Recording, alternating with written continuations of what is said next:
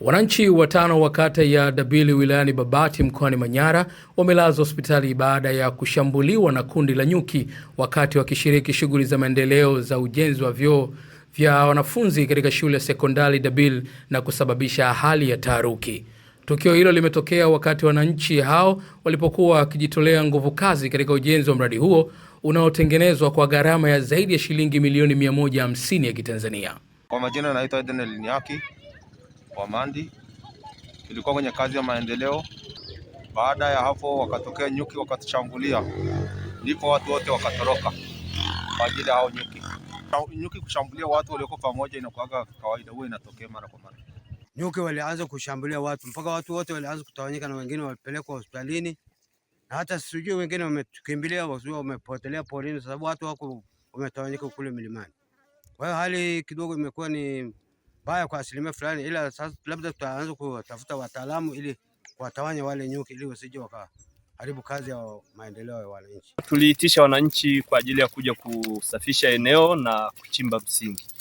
Basi wakati wananchi wanaendelea na kazi hiyo, tulipata taharuki ya nyuki ambao waliwatawanya wananchi.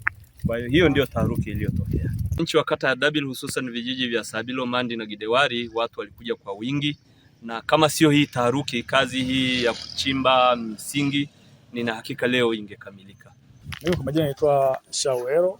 Leo asubuhi tulikuwa kwenye kazi za maendeleo pamoja na wananchi wa kata ya Dabili. Walijitokeza wananchi wengi sana kwa ajili ya kuchimba msingi wa vyoo vya wanafunzi na walimu, ambapo jumla ni matundu 26 kwa ajili ya wanafunzi, kwa maana ya wanafunzi wa kiume matundu 10, wanafunzi wa kike matundu 16 na walimu matundu 3.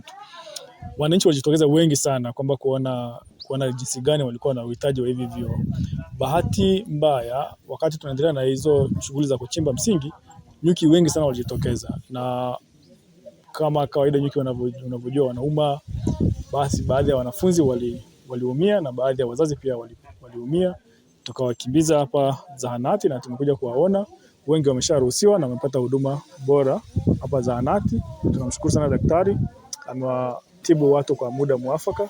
Kwa hiyo hakuna madhara makubwa ambayo yametokeza. Nina mwaka wa 8 kufanya kazi hizi za ujenzi wa vyoo, madarasa na mabweni. Hii ni mara ya kwanza kwenye maisha yangu kuona nyuki wanavamia watu. Sijawahi kukutana na hali kama hii.